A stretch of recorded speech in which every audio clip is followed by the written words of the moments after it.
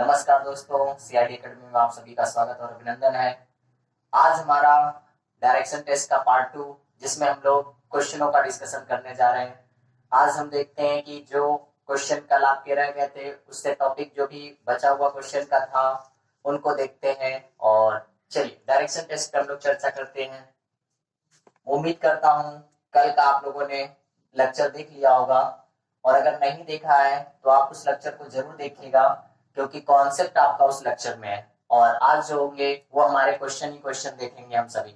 आज हम लोग देखते हैं कोणों पर आधारित प्रश्नों को और इसके बाद देखेंगे पाइथागोरस थ्योरम पर आधारित क्वेश्चन या फिर जो भी प्रश्न हमारे सामने आते हैं उनसे रिलेटेड प्रश्नों को सॉल्व करने का शॉर्टकट माध्यम देखते हैं। आइए देखते हैं प्रश्न नंबर पहला मैं लिखता हूं आज का। कहा गया मैं पश्चिम की ओर मुंह करके खड़ा हूं।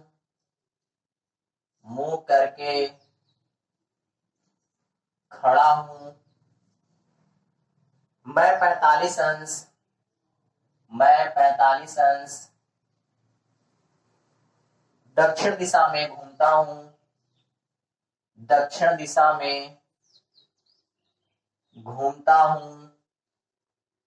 फिर मैं 180 अंश उसी दिशा में घूमता हूं।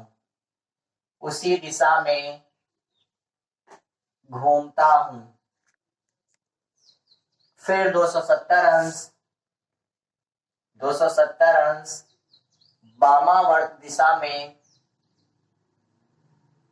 घूमता हूं। अब मैं किस दिशा में, अब मेरा मुख किस दिशा में है। इस तरीके के प्रश्न का देखिए कॉन्सेप्ट मैंने आपको कल के टॉपिक में बताया था कि जब भी इस तरीके का प्रश्न दिया हो तो सबसे पहले हम क्या करते हैं, दिशाओं को बना लेते हैं और दिशाओं के बनाने के बाद किस तरफ से कहां पे किस एंगल से कितना दायां बायां घूमना है या किस दिशा में घूमना है इसको ध्यान देकर हम मूवमेंट करते हैं। अब यहाँ देखिए दिशा और प्लस एंगल दोनों दिया है और मैंने आपको बताया था जनरली प्रश्न आपके दिशा और एंगल से भी रिलेटेड होंगे तो कोई अंतर नहीं पड़ना चाहिए। मैंने क्या किया, आपका ये चार्ट बनाया और आपको पता है कि अगर इस चार्ट में हम देखें तो आपके एंगल बन जाते हैं 45 एंड 90। तो मैंने कहा था जितने भी प्रश्न होंगे वो आपके 90 अंश से या फिर 45 अंश से रिलेटेड होंगे या दोनों मिक्सअप होंगे। अब देखिए यहाँ पे हमसे कहा गया है मैं पश्चिम की ओर मुख करके, तो आप सभी को पता है कि पश्चिम दिशा यहाँ होती है तो यहाँ पे मैं खड़ा हूं यानी जिस व्यक्ति के बारे में कहा जा रहा है। फिर क्या करता है वो 45 अंश दक्षिण दिशा में यानी क्लॉकवाइज दक्षिण दिशा में यहाँ पे मूवमेंट किया। फिर इसके बाद 180 अंश उसी दिशा में, तो आप यहाँ से 90 और फिर यहाँ से 90 यानी यहाँ पे आप 180 अंश मूवमेंट करेंगे। यहाँ 45 किया आपने और यहाँ पे टोटल 180 अंश मूवमेंट किया। फिर कह रहा है फिर 270 अंश वामावर्त दिशा में यानी एंटी क्लॉकवाइज। तो अब 270 अंश आपको पता है कि हमें 270 अंश जाना है तो पहले हम 180 का वापस करेंगे, इसके बाद ये 45 भी वापस करेंगे और इसमें 45 और ऐड करना पड़ेगा तब 270 अंश बनेगा। यानी हम यहाँ पे आ जाएंगे तो ये दिशा आपकी होती है पश्चिम और ये दिशा होती है आपकी दक्षिण और ऐसी कंडीशन में फिर हमारे पास ये वाली दिशा दक्षिण पश्चिम होती है जो हमारा आंसर होगा। यानी अब हमारा मुख किधर होगा, दक्षिण पश्चिम की ओर होगा। ये तो हमारा बेसिक कॉन्सेप्ट हो गया। इसका शॉर्ट ट्रिक देखिए, जितनी बार भी आपको बायां बायां कहा जाता है जितनी बार आपको दायां दायां कहा जाता है आप बाएं को एक साथ जोड़ दीजिए और दाएं को एक साथ जोड़ दीजिए, उसके बाद उसको माइनस कर दीजिए तो या तो बाएं से बचेगा या तो दाएं से बचेगा। जितना एंगल बचता है जो व्यक्ति जहां से खड़ा है केवल उतना एंगल चल देते हैं। यानी यहाँ देखिए पहले दक्षिणावर्त कितना गया 45, फिर कितना गया दक्षिणावर्त 180 अंश गया, तो दक्षिणावर्त टोटल चला कितना 225 अंश दक्षिणावर्त गया और वामावर्त एक ही साथ में दे दिया था कितना 270 अंश। तो 270 में से 225 घटा देते हैं अगर तो हमारे पास केवल 45 वर्ष बच जाता और वो क्या बच जाता वामावर्त यानी एंटी क्लॉकवाइज।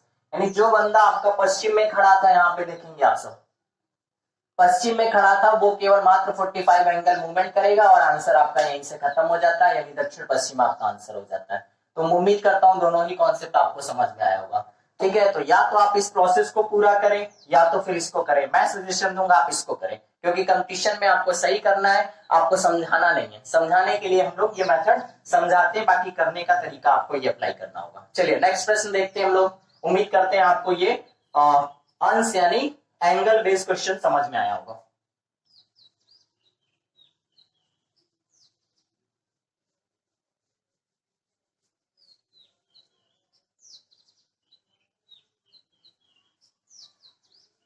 ज्यादा से ज्यादा आप प्रैक्टिस करें, और अगर कोई प्रॉब्लम आती है तो आप कमेंट्स के माध्यम से जरूर करें, क्योंकि आपकी प्रॉब्लम दूर करने का भरसक हमारी टीम प्रयास करेगी। क्वेश्चन नेक्स्ट है आपका, एक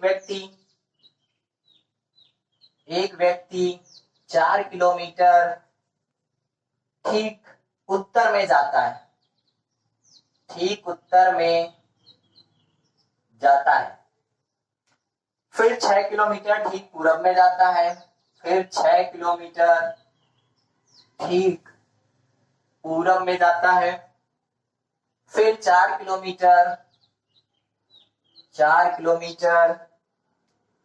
उत्तर में जाता है, उत्तर में जाता है। मैं दिशा शॉर्ट में लिख देता हूं, आप सुनकर पूरी दिशा को लिख लें। वह अपने प्रारंभिक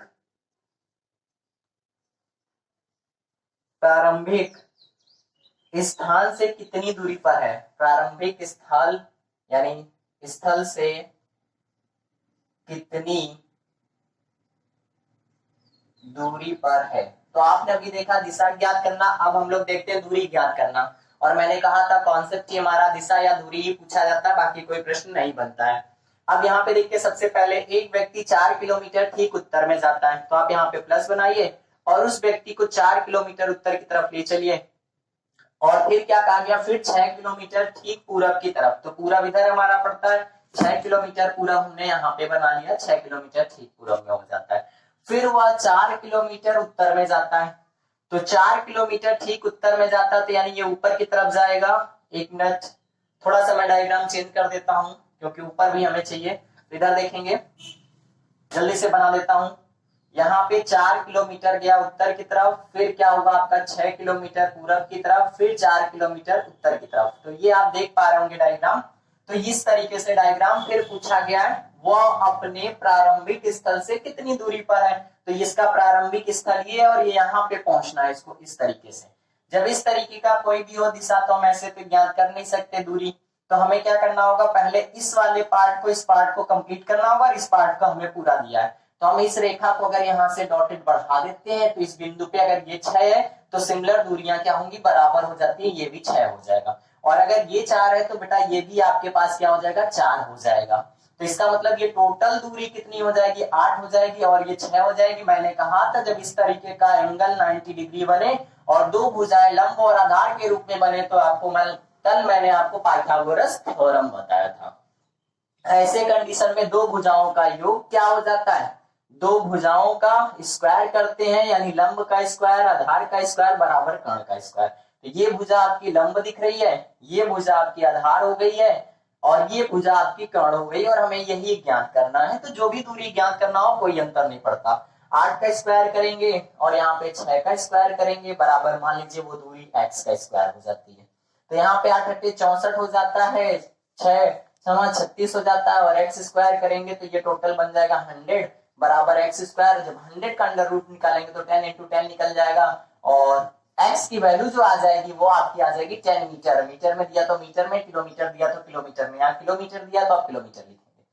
ठीक है, उम्मीद करता हूँ आपको ये भी क्वेश्चन समझ में आया होगा। चलिए नेक्स्ट प्रश्न बेटा देखते हैं, अच्छे से प्रश्नों को समझे, ज्यादा से ज्यादा प्रश्नों को लगाने का प्रयास करें।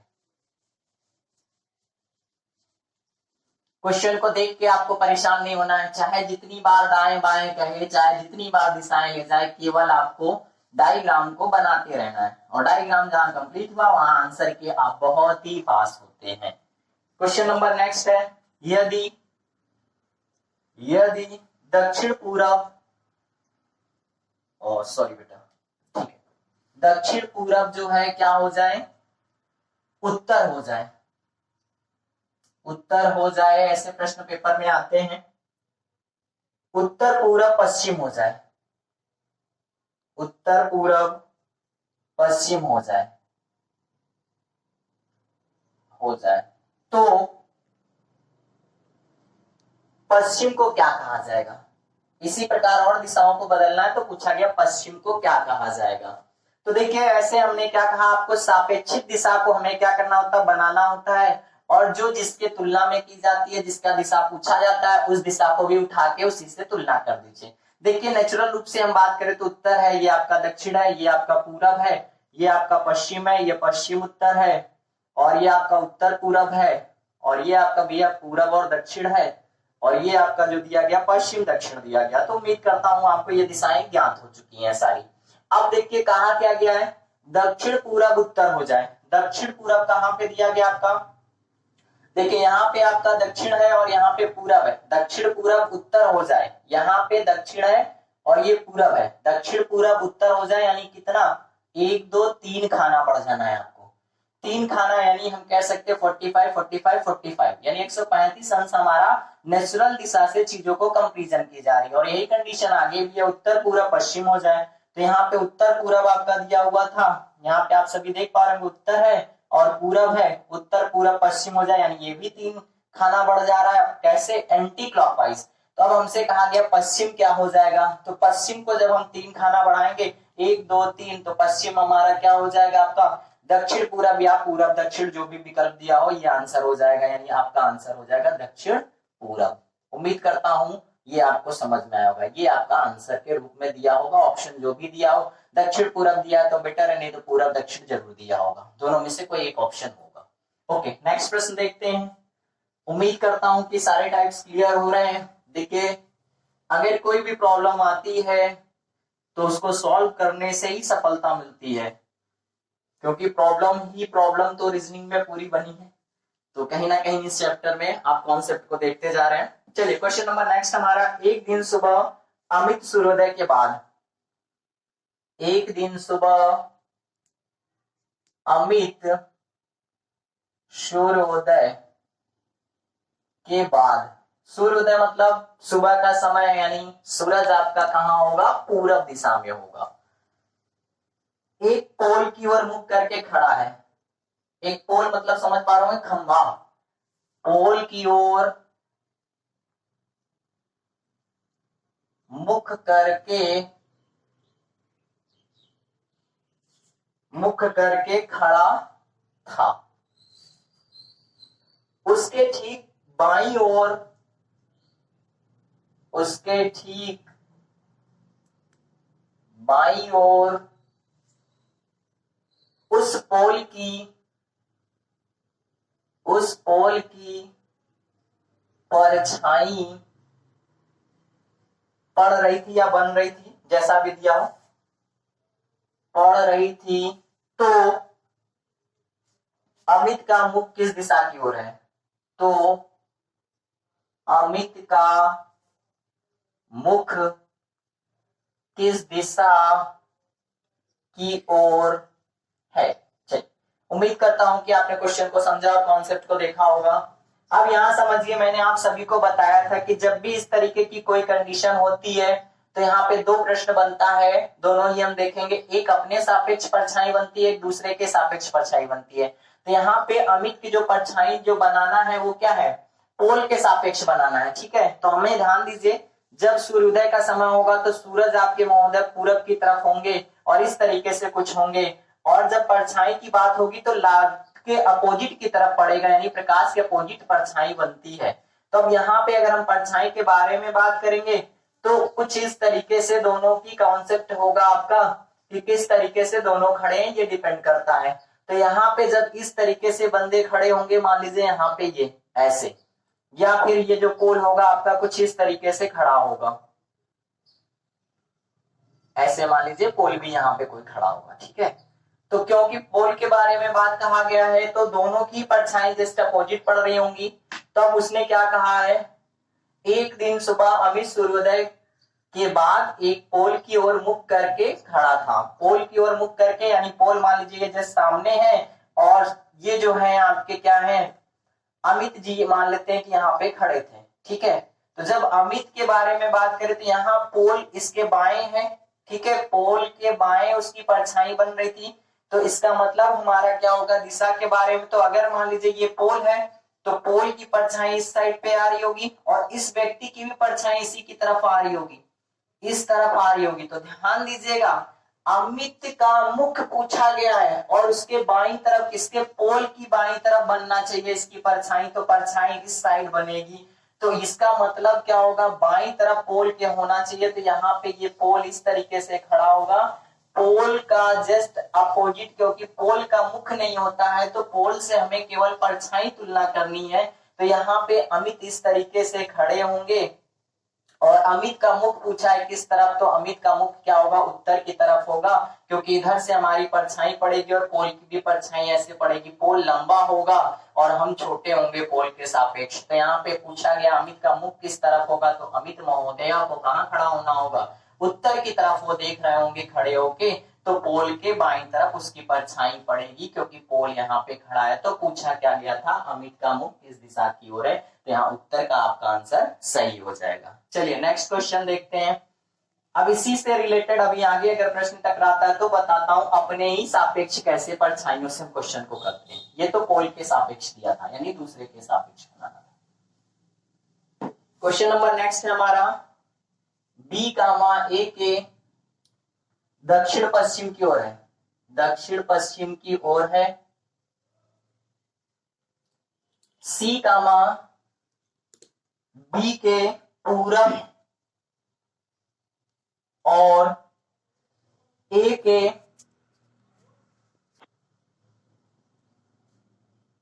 दक्षिण पूर्व है, दक्षिण पूर्व की ओर है, तथा डी कामा सी के उत्तर की ओर, उत्तर की ओर, कामा बी और ए के साथ, ए के साथ समरेख पर है। ओके, समरेखा पर या समरेख पर यानी सिमिलर है, सारी एक ही रेखा पर है, समरेखा पर है, ये इंपॉर्टेंट पॉइंट है, समरेखा पर है। तो यहां ध्यान दीजिएगा, इस प्रश्न में ए की दिशा, ए की किस दिशा में डी है, ए की किस दिशा में डी है। ओके, तो चलिए भाई देखते हैं हम लोग, पहले बनाने का प्रयास करते हैं। ऐसे प्रश्नों में क्या करते हैं, हम कोई भी दिशा मानकर बनाना शुरू कर देते हैं और जब समरेख करना होगा तो हम उसको आगे बढ़ा के उसके समरेख कर देंगे। दिशा नहीं बदलनी चाहिए, बाकी वो कहीं पे भी उसी लाइन पर सेट हो सकता है। तो आइए देखें, पहला क्वेश्चन कहा गया बी के दक्षिण में है, बी के दक्षिण में कौन है, सॉरी ए के दक्षिण में या ए के दक्षिण पश्चिम, दक्षिण पश्चिम की ओर है बी। तो आप यहाँ पे देख पा रहे होंगे ये दक्षिण है और ये पश्चिम है, तो ए के दक्षिण पश्चिम में कौन है, ए के दक्षिण पश्चिम की ओर है बी।